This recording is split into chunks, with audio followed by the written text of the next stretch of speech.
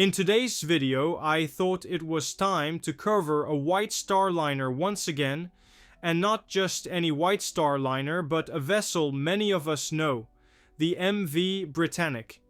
She was a British transatlantic ocean liner and the penultimate ship built for the White Star Line, before their 1934 merger with the Cunard Line. At the time she was built, Britannic was the largest motor ship in the UK Merchant Navy. During the Second World War, Britannic served as a troop ship, transporting over 170,000 troops, and incredibly, she made it through the entire conflict unscathed. Hello everyone, it's Jamie from Old Shipping Lines, and in today's video we'll be covering the full story of this remarkable vessel from her construction and service life to her final days at the scrapyard. I'm really excited to share this story with you all. If you're excited too, don't forget to leave a like so we can help spread this amazing piece of maritime history to as many people as possible. The ship would be owned by the legendary White Star Line and constructed by the renowned Harland and Wolff shipyard in Belfast, Ireland. Now, let's take a look at the vessel's specifications. At the time of her construction, she would have a gross registered tonnage of 26,943 tons. Her length would span 712 feet, or approximately 217 meters. She would have a beam of 82.4 feet, equal to about 25.1 meters. The Britannic was equipped with two propellers, each powered by a 10-cylinder, 4-stroke, double-acting diesel engine. Together, these engines produce 20,000 NHP, enabling the ship to reach a top speed of 20.5 knots. Her hull was divided into watertight compartments by 12 bulkheads with watertight doors that could be operated electrically from the bridge or closed manually. The ship carried 24 lifeboats, 2 motorboats, and 2 additional backup boats for safety. The Britannic was fitted with 2 funnels, both characteristic of early Harland and Wolff motor ships, low and broad in design. Only the aft funnel served as a functional diesel exhaust. The forward funnel was a dummy, cleverly utilized to house 2 smoking rooms, one for the deck officers and another for the engineer officers. It also contained water tanks, and later in her service life was fitted with radar equipment. The Britannic was designed as a cabin ship, accommodating a total of 1,553 passengers across 3 classes: 504 in cabin class, 551 in tourist class, and 498 in third class. Let's now take a quick look at some of her stunning interior spaces. The dining saloon was undoubtedly one of Britannic's most impressive venues. Styled in the opulent Louis XIV fashion, it radiated grandeur. Other public rooms on board showcased a variety of period styles, including Tudor, Palladian, and Adams. The dining chairs were custom designed specifically for Britannic, and many of them remained in use in both cabin, later first class, and tourist class dining areas throughout her career, except during the war years, when much of the fine furniture was removed for safekeeping. Moving to the lounge, this was the largest room on board apart from the dining saloon, and arguably the most breathtaking.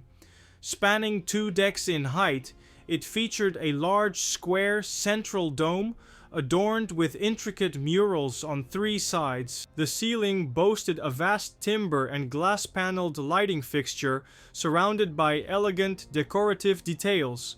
Ivory-colored columns framed the dome, while a massive Persian carpet covered the floor below. 9 large arched windows draped in rich silk lined the walls. The furnishings were nothing short of luxurious.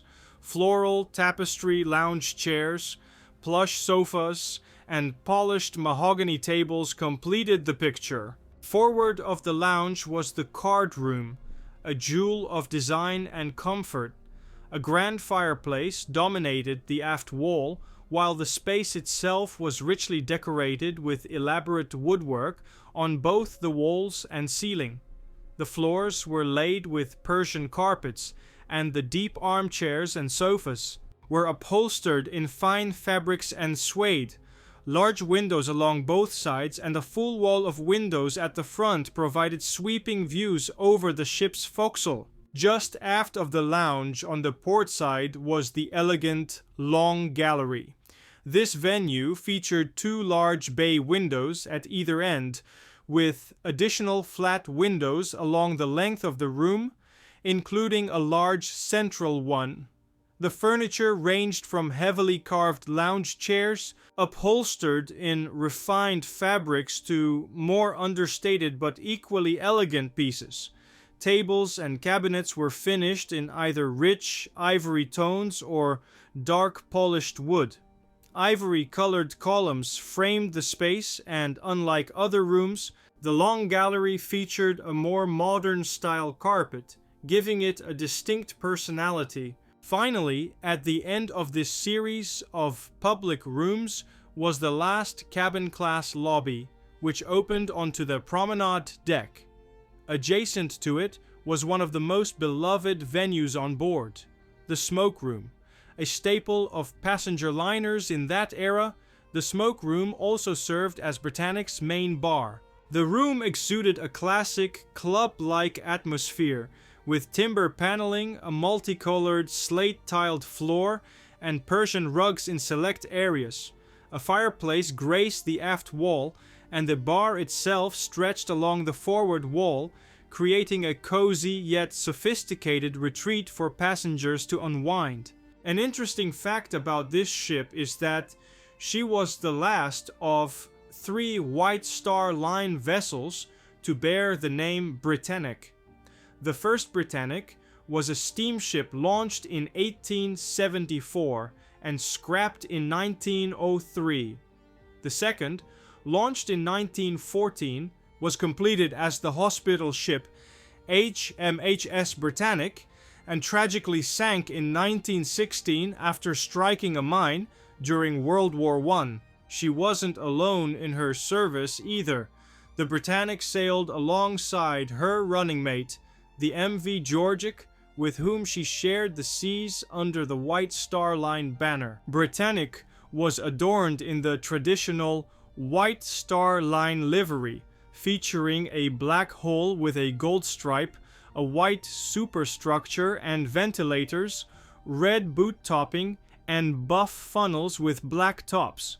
Even after the 1934 merger of White Star Line with Cunard, both Britannic and Georgic continued to sail under their iconic White Star colors. The MV Britannic was launched on the 6th of August 1929 and began 3 days of sea trials in the Firth of Clyde on the 25th or 26th of May 1930.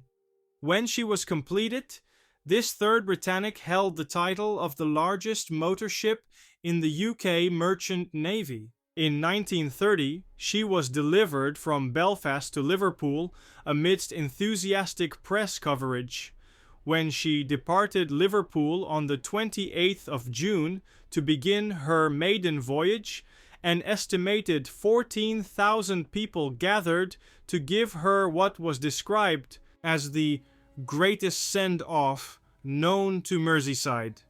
She made stops in Belfast and Glasgow to load mail before continuing on her journey to New York.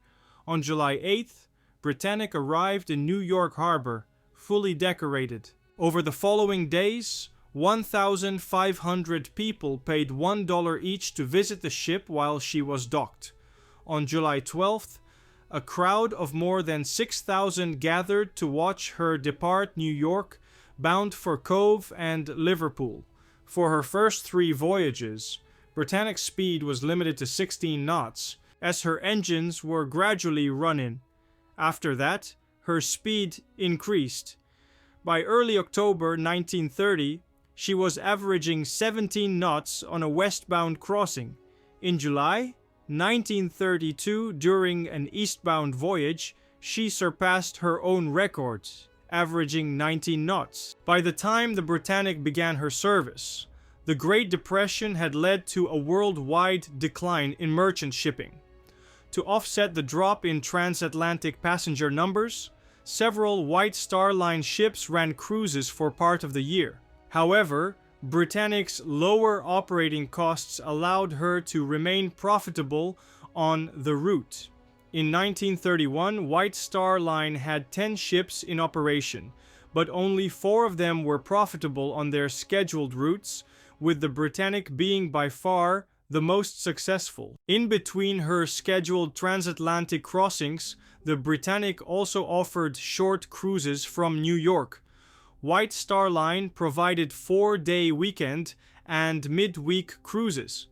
In 1931, the tourist class fare for these cruises on Britannic was $35. She also became popular for chartered trips, such as a 16-day cruise to the West Indies in February and March 1932, organized to raise funds for the Frontier Nursing Service. In her first 15 months of service, the Britannic averaged just 609 passengers per voyage, less than 40% of her full capacity. Additionally, 2 Mediterranean cruises from New York, scheduled for the spring of 1932, were cancelled due to insufficient bookings. By 1932, while cabin class bookings remained slow, demand for Britannic's tourist class exceeded the available berths. On a sailing from New York on June 4th of that year, White Star Line had to allocate some cabin class berths to tourist class passengers to accommodate the high demand. In May 1932, while the Britannic was in port in New York, White Star Line staged a fashion show on board featuring travel clothing, hoping to boost revenue. In 1933, her highest passenger count on a single crossing was 1,003, less than 65% of her full capacity, but still the highest of any transatlantic liner that year.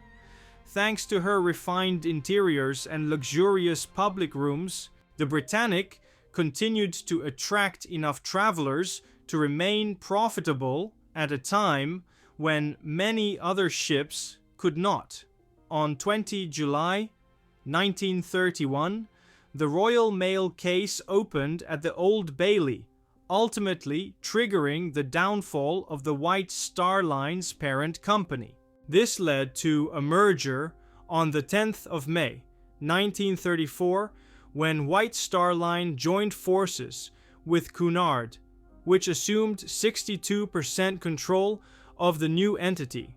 By 1936, the merged Cunard White Star Line had sold off most of the former White Star fleet, retaining only the Britannic, the Georgic, and the Laurentic. In April 1935, Britannic and Georgic were reassigned to the London-New York route, calling at Le Havre, Southampton, and Cove along the way.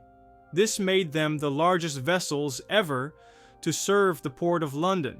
However, both ships faced stiff competition from newer, more modern liners, such as the United States Lines Manhattan and Washington, as well as CGT's Champlain and Lafayette. In 1937, Britannic transported 26,943 passengers, with the MV Georgic carrying a few hundred more. Even so, Champlain outperformed them both in passenger numbers. In June 1938, the Britannic carried 1,170 passengers on an eastbound crossing, around 75% of her full capacity. However, By October, her westbound voyage saw a significant drop, with only 729 passengers on board. On 27th August 1939, just days before the outbreak of the Second World War, the Britannic was requisitioned by the government while en route back from New York. She was taken to Southampton and converted into a troop ship. Shortly after, she departed with British Indian Army and Royal Navy officers, transporting them from Greenock to Bombay. While in Bombay, the Britannic was armed for defensive purposes, equipped with a BL 6-inch Mark 12 naval gun to counter surface threats, as well as a QF 3-inch 20 CWT high-angle gun for anti-aircraft protection, thus becoming a defensively equipped merchant vessel. Following this mission, she loaded cargo and returned to England, before briefly resuming commercial service on the Liverpool-New York route. By January 1940, her white-painted superstructure had been repainted buff, and pillboxes were installed on each wing of the bridge to provide protection for the officers on watch. By January 1940, Britannic and other British passenger ships prominently displayed notices warning passengers, "Beware, above all, never give away the movements of His Majesty's ships." Crew members were strictly cautioned that sharing such information was a violation of the Defense of the Realm Act of 1914, carrying serious legal consequences. In the United States, which remained neutral until December 1941, newspapers continued to publish details of every Allied passenger liner's arrivals and departures. In April 1940, the New York Times went so far as to report the number of British merchant navy seafarers arriving on Britannic and the Cunard liner RMS Cameronia, even mentioning which cargo ships they would be joining and providing hints about their locations. On 20 February 1940, an anonymous call to the New York City Police Department warned of a bomb being planted aboard the Britannic. A search by the NYPD followed, but no bomb was found. The Britannic's westbound crossings carried numerous refugees from Central Europe, including many Germans escaping Nazi persecution. She also transported children from the UK, sent to North America by the Children's Overseas Reception Board. However, the overseas evacuation of children came to an abrupt end after the tragic torpedoing of the SS City of Benares by a U-boat on 17 September 1940. The ship sank within just 31 minutes, claiming 258 lives, including 81 of the 100 children on board. During an eastbound voyage in the summer of 1940, the Britannic transported hundreds of outdated French 75mm field guns to the UK to bolster defenses against the impending threat of a German invasion. One of her officers later recalled that the guns were stored on her promenade deck. On 23 August 1940, the Britannic was requisitioned once more. She sailed via South Africa to Suez and back, then made another trip to Suez in 1941, followed by a journey to Bombay and back via Cape Town to the Firth of Clyde, where she arrived on the 5th of May. She then completed a round trip to New York via Halifax before departing the Clyde on the 2nd of August for Bombay and Colombo via South Africa. Her return voyage took her through Cape Town and Trinidad, and she arrived in Liverpool on the 29th of November 1941. In November and December 1944, the Britannic completed a round trip to New York. In January 1945, she made a round trip to Naples, calling at Algiers on her return. From March to June, she completed 2 transatlantic round trips between Liverpool and Halifax, transporting Canadian servicemen's British brides and children. In June and July, she sailed from Liverpool to Port Said and back, and in July and August, she made a round trip to Quebec. In December 1945, she sailed to Naples. Since the war's outset, the Britannic had carried 173,550 people, including 20,000 US troops across the Atlantic in preparation for the Normandy landings. After the war, the Ministry of War Transport and its successor, the Ministry of Transport, kept the Britannic in reserve until March 1947. Cunard White Star then had her overhauled and refitted at Harland and Wolff's yard in Bootle, Liverpool. The refit, which cost £1 million, was delayed by post-war shortages of wood and other materials. Her passenger accommodations were streamlined from 3 classes to 2, reducing her total capacity from 1,553 to 993, with 429 in first class and 564 in tourist class. Her interior was updated with a modern post-war Art Deco style, and new fire detection systems were installed. Many cabins were fitted with bathrooms, and all were equipped with both hot and cold running water. The staterooms in both classes were expanded, with a deck featuring 2 luxurious stateroom suites, each comprising a bedroom, living room, and bathroom. As a result of the refit, her tonnage increased slightly to 27,666 GRT.